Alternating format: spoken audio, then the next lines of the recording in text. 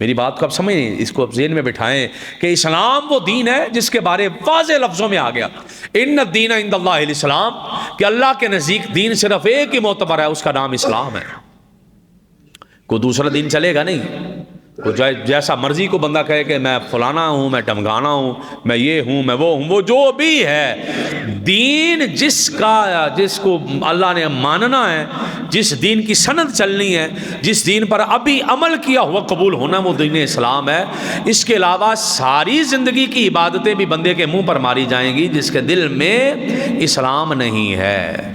میں نے آپ کو بڑے واضح لفظوں کے اندر یہ بات بتا دی، نبی پاک صلی اللہ تعالیٰ علیہ وآلہ وسلم کا فرمان بتا دیا۔ اور پھر اسلام کسے کہتے ہیں، اسلام کیا چیز ہے، اس کو سادہ سے لفظوں میں آپ سمجھ لیں، لمبی چوڑی تفصیل میں نہیں۔ اسلام اور ایمان اسے کہتے ہیں کہ بندہ ہر اس عمل کو اپنے دل سے بھی مانے، اپنی زبان سے بھی مانے جو ضروریات دین میں سے ہے، جو دین کی بنیادی باتیں ہیں، اور اس کو اور سادہ کر لیں، مصطفیٰ علیہ السلام کی ایک ایک ادا کو اپنانے کا نام اسلام ہے۔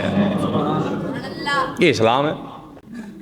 حضرت سیدنا عمر بن خطاب رضی اللہ تعالیٰ عنہ علاقہ فتح ہو گئے تو آپ سواری پہ بیٹھ رہے تھے اونٹ پہ، تین میل وہ، 3 میل وہ، 3 میل وہ، 3 میل وہ۔ تو جب آپ داخل ہونے لگے شہر میں تو باری آپ کے غلام کی آ گئی بیٹھنے کی۔ جب آپ کے غلام کی باری آ گئی تو حضرت سیدنا عمر بن خطاب رضی اللہ تعالیٰ عنہ کے غلام کہنے لگے جی کہ آپ آئیں اونٹ پہ، پہلے کپڑوں پہ بھی پیبند لگے ہوئے ہیں، اور مسئلہ اسی طرح کا ہے کہ ہماری جگہ جگہ مٹی بھی پڑی ہوئی ہے، تو آپ ایسا کریں کہ آپ آ جائیں سواری پہ، کچھ ذرا بھرم رہ جائے گا، کچھ ذرا عزت رہ جائے گی، اور کچھ ذرا معاملات ٹھیک ہو جائیں گے۔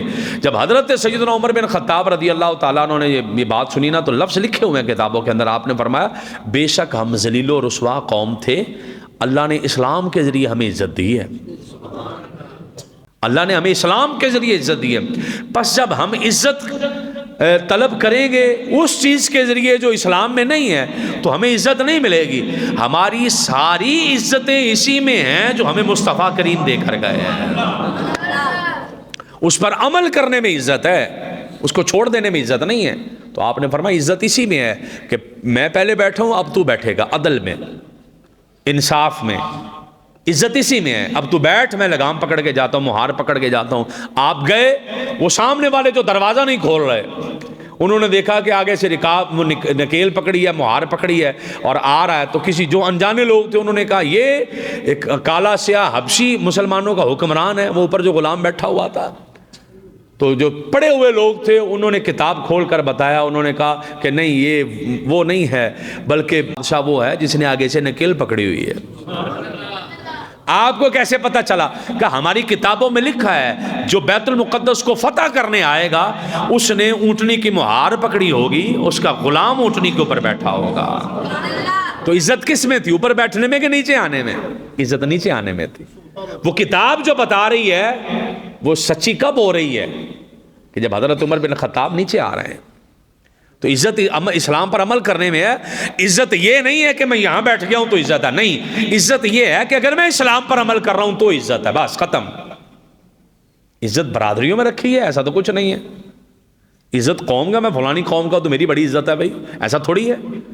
عزت نہ برادریوں میں ہے، عزت نہ قوم میں ہے۔ ان اکرمکم عند اللہ اتقاکم، عزت کس میں ہے؟ جو تم میں سے پرہیزگار ترین ہے، عزت والا وہ ہے، بس ختم۔ عزت اس کا نام ہے۔ قرآن نے معیار رکھ دیا اس کا کہ یہ معیار ہے بھائی بندے کے لیے عزت کا۔ تو یہ نبی پاک صلی اللہ تعالیٰ علیہ وآلہ وسلم کا فرمان میں نے آپ کو، اور حضرت سیدنا عمر بن خطاب رضی اللہ تعالیٰ عنہ کا فرمان آپ کو بتایا۔